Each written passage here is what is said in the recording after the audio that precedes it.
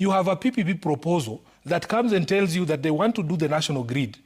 They want to do the national grid, but phase one is shoring up support around Nairobi. When there's 3/4 of a country that is not on the grid. If I receive a PPP proposal and the person is telling me the first thing I'm going to do, phase one, Sifuna, is to take power to Mandera, I will accept. But you can't tell me you are going to show up support in Nairobi. If you look at the spirit of this constitution, even why we have the equalization fund, we needed to bring these marginalized areas to the level of services enjoyed by the rest of us.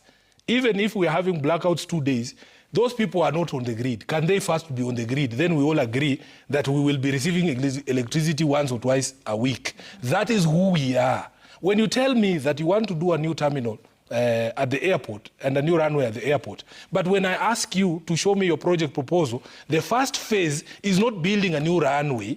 It is going to manage services at the existing facility.